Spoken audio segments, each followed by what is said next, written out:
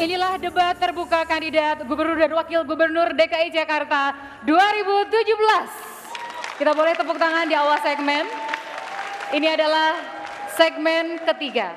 Dan di segmen ketiga ini, para paslon akan menjawab pertanyaan yang sudah disusun oleh tim panelis terkait dengan pelayanan publik.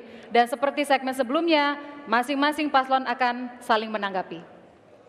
Kesempatan pertama diberikan kepada paslon 3. Pertanyaan untuk paslon 3, dalam program kerja paslon 3 disebutkan penanggulangan masalah Jakarta yang menahun, diantaranya kemacetan. Data Masyarakat Transportasi Indonesia menyatakan kerugian ekonomi akibat kemacetan di Jakarta mencapai 150 triliun per tahun. Jumlah kendaraan terus bertumbuh dan tidak sejalan dengan pertumbuhan ruas jalan. Pemerintah DKI Jakarta menggenjot pembangunan flyover, underpass, dan tol dalam kota. Tetapi di sisi lain, jika jalan terus dibangun, akan meningkatkan insentif untuk pertumbuhan kepemilikan kendaraan pribadi. Bagaimana strategi paslon 3 terkait pembangunan jalan dan penanganan kemacetan di Jakarta? Waktu 2 menit untuk menjawab dimulai ketika Anda berbicara. Silakan.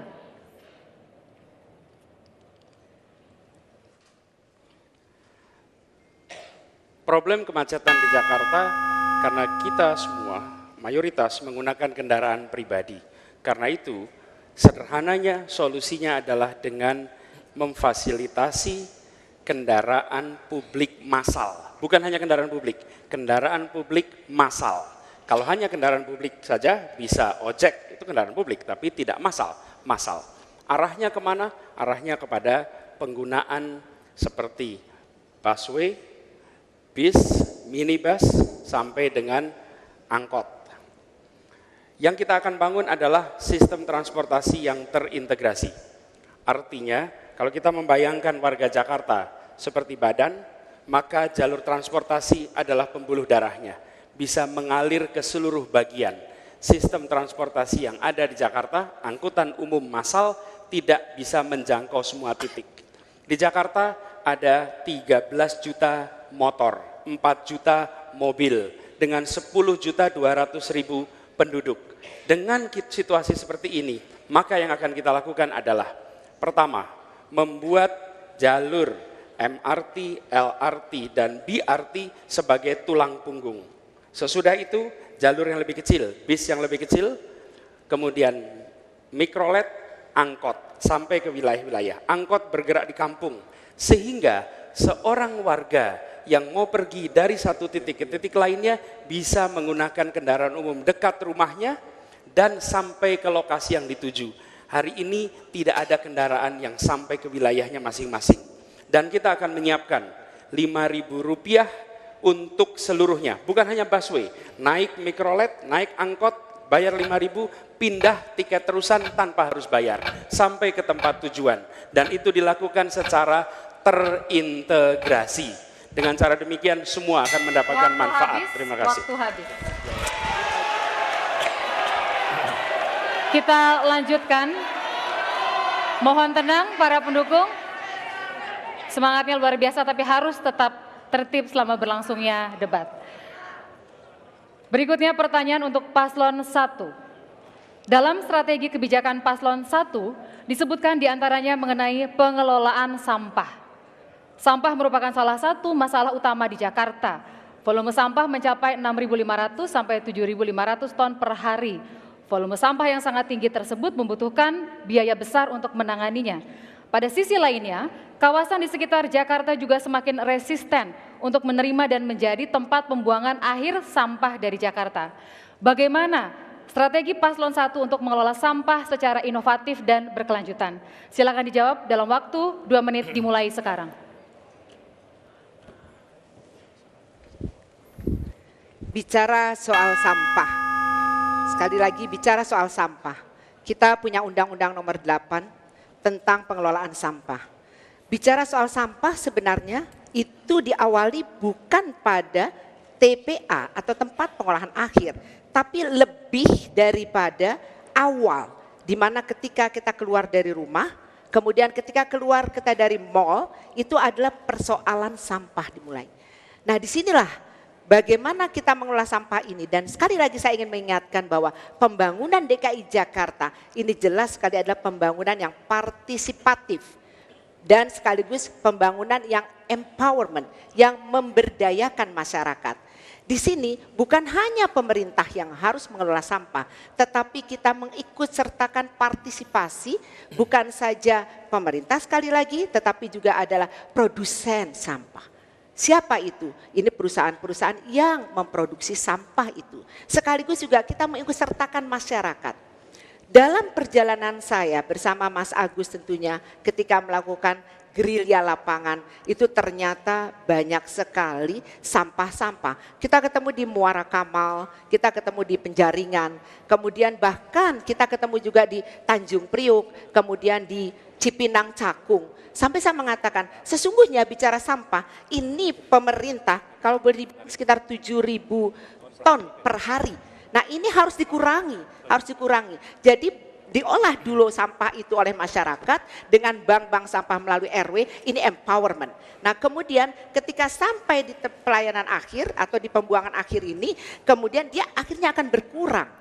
Nah disinilah saya ingin peran serta aktif masyarakat untuk ikut. Bahkan kita terjun ke lapangan, bukan hanya di atas meja, bukan di balai kota dengan rapim, kemudian marah-marah, tetapi kita langsung di lapangan. Waktu habis.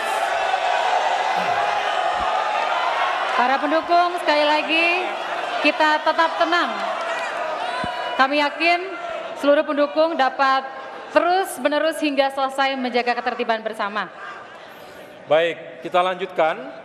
Sekarang kesempatan untuk paslon 2. Pertanyaannya adalah, program kerja paslon 2 diantaranya mencantumkan tentang isu air. Dan memang salah satu persoalan krusial warga Jakarta saat ini adalah air bersih. Sekalipun sudah diswastanisasikan, sampai saat ini Pam Jaya belum mampu memasok secara optimal kebutuhan air bersih di Jakarta, baik dalam hal akses maupun dalam hal kualitas.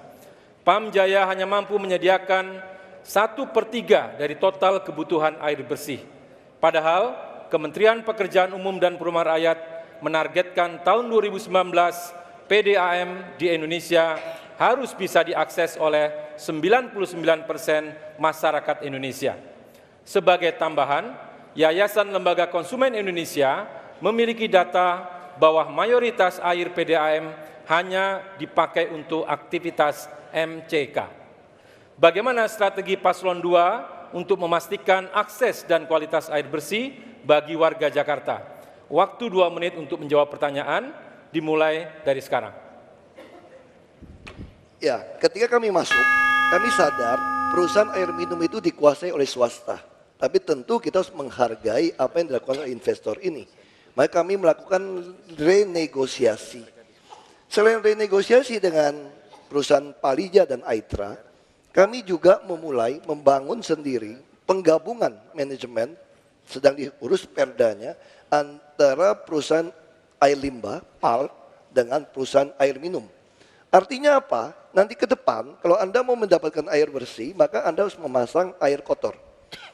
Nanti bagaimana caranya yang tidak mampu? Kami melakukan subsidi, yang kita kenal dengan PSO, Public Service Obligation. Ketika masyarakat nggak mampu membayar nilai tertentu, kami yang membayar. Ini yang kami namakan bagaimana mengadministrasi keadilan sosial. Yang mampu membayar lebih, yang tidak mampu kami subsidi. Nah lalu apa yang kami lakukan lagi? Tentu persoalan air ini kami sadar betul, orang yang tidak mampu justru membeli air 25.000 sampai 50.000 per kubik. Padahal air yang kami jual itu hanya untuk orang yang miskin hanya 1.050 rupiah per kubik. Ini tentu hal yang jauh sekali. Lalu bagaimana kami lakukan? Ternyata orang tidak mampu tidak sanggup membayar pemasangan awal. Nah sekarang kami telah memasang puluhan ribu rumah-rumah, saya kira mungkin tahun ini bisa capai ratusan ribu, pemasangan gratis. Karena bagi orang yang tidak mampu, yang penting jangan bayar uang mukanya yang berat. Nah kalau sehari-harinya kami kenakan 7.000 per kubik, bayar. Yang penting jangan bayar 1 juta, 1,8 juta untuk pemasangannya. Nah programnya sedang kami kerjakan, PAL telah di-manage oleh orang-orang dari PAM. Kami yakin PU juga bekerja dengan baik, kita lagi kerjakan pengolahan air limbahnya, maka capai target akan tercapai. Terima kasih. Hadirin dan pemirsa, semua paslon sudah mendapatkan pertanyaan dan sudah menjawab pertanyaan yang disusun oleh tim panelis. Sekarang kita akan mempersilakan paslon 3 untuk menanggapi jawaban paslon 1 dan 2. Waktu Anda 2 menit 30 detik dimulai ketika Anda berbicara, dimulai sekarang. Kami memulai sebuah program yang sekarang sudah menjadi gerakan, OKOC. Apa itu OKOC? One Kecamatan, One Center for Entrepreneurs.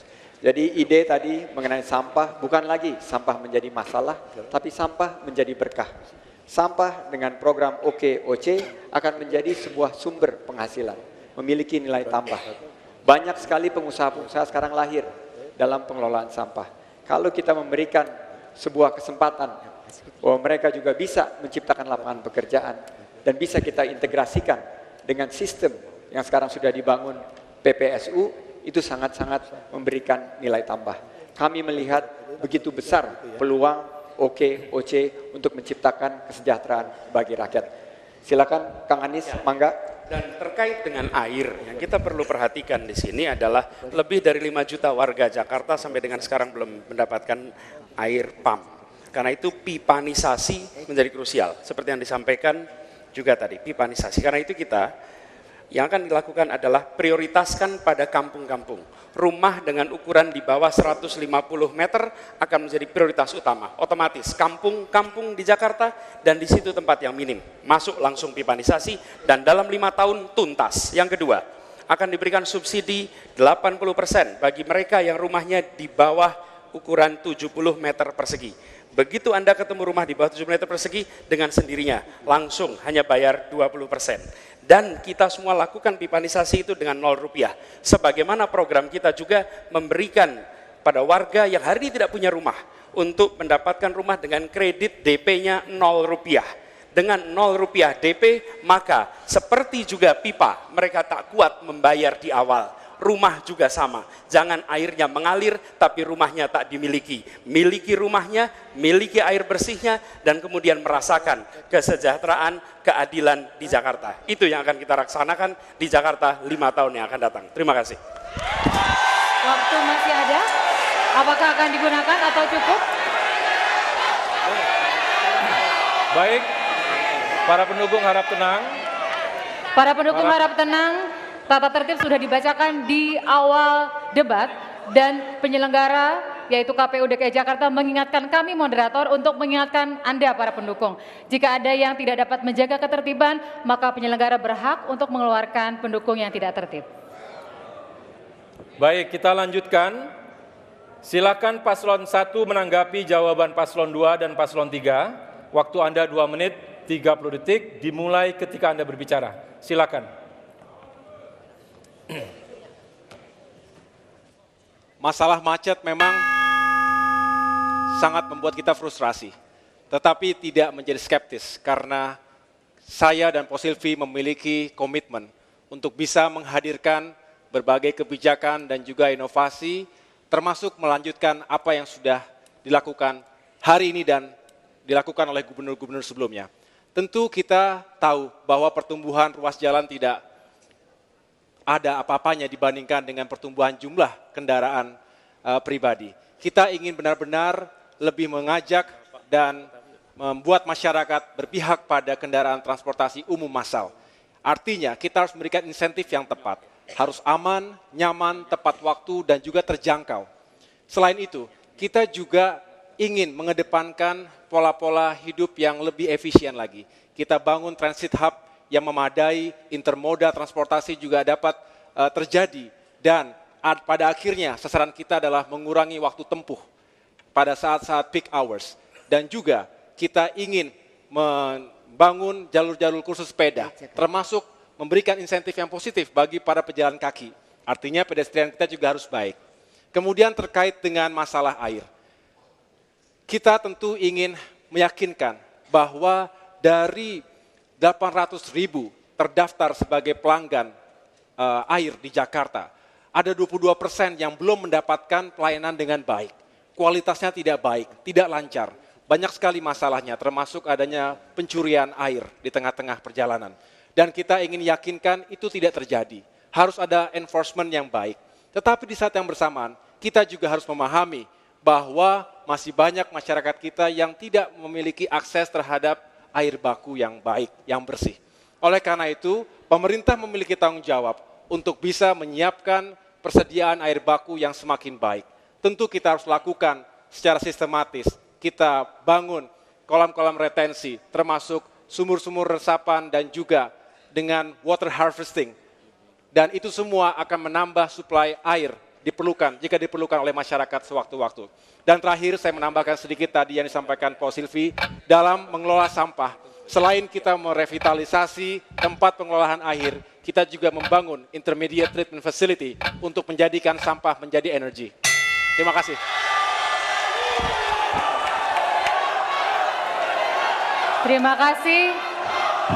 Terima kasih semangatnya, kita tenang. Sekali lagi kami mengingatkan sebagai moderator, pesan dari penyelenggara KPU Provinsi DKI Jakarta, jika ada pendukung yang tidak dapat menjaga ketertiban selama berlangsungnya debat, maka penyelenggara berhak mengeluarkan yang bersangkutan dari ruangan debat. Jelas? Baik, kita lanjutkan. Kini kesempatan yang sama diberikan pada Paslon 2 untuk menanggapi jawaban Paslon 1 dan 3 dalam waktu 2 menit 30 detik dimulai ketika Anda mulai berbicara. Perlu saya jelaskan soal transportasi, yang kita lakukan ini bukan membangun jalan terus. Tidak ada di dunia yang bangun jalan bisa memenuhi untuk mengatasi kemacetan. Maka yang kami bangun adalah yang berbasis rel kereta api. MRT, LRT, tentu ada bus rapid transit yang kami selesaikan 15 koridornya. Lalu apa yang kami lakukan? Tahun lalu mungkin pasangan Paslon 3 tidak baca. Tahun lalu kami Transjakarta telah menambah 53 trayek baru.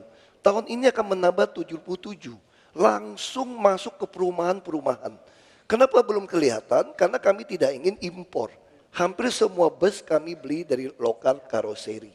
Lalu apa yang kami lakukan lagi? Kami sedang membangun banyak apartemen di atas terminal-terminal maupun stasiun-stasiun maupun pasar-pasar kami, supaya pekerja-pekerja orang Jakarta yang nggak mampu beli rumah di Jakarta, kerja di Jakarta, kembali tinggal di Jakarta dengan menyewa apartemen harga kos. Tapi ketika gajinya di atas 10 juta, kami akan menjual apartemen itu dengan harga modal, hanya 300 juta untuk ukuran 36. Jadi ini akan mendorong mengatasi kemacetan. Bahkan sekarang kami melakukan subsidi. Orang Tangerang, Depok, Bekasi ke Jakarta bayar 3.500. Lalu dari mana uang subsidi nanti bisa sampai 45 triliun? Itulah kami kenakan jalan berbayar atau dikenal dengan ERP. Dari uang ini masuk, ini yang kami namakan bagaimana mengadministrasi keadilan sosial. Lalu mengenai sampah, Februari ini bulan depan kami sudah groundbreaking membangun waste to energy. Dikerjakan oleh BUMD kami. Jadi kami sudah siapkan semua bertahap, termasuk di kampung-kampung harus dididik dengan uang yang baik. Mungkin Mas Jarod bisa tambahkan sedikit. Terima kasih. Untuk mutasi, promosi, dan demosi, ukurannya jelas. Kita sangat sabar. Beberapa kali kita berikan peringatan, masukan. Jangan korupsi. Warga Jakarta butuh pelayanan yang cepat, tepat, profesional, dan bebas dari pungli. Oleh karena itu, apabila ada mereka-mereka yang lambat untuk mengeksekusi kebijakan dengan menyesal, dengan senang hati juga kami akan ganti. Oleh sebab itu, untuk pergantiannya kita membuat dengan cara lelang terbuka. Terima kasih. Segmen 3 telah kita ikuti bersama. Segmen 2 tadi tentang reformasi birokrasi, segmen 3 tentang pelayanan publik, dan segmen berikutnya akan semakin seru karena antar paslon akan saling bertanya dan menanggapi. Kami akan kembali sesaat lagi.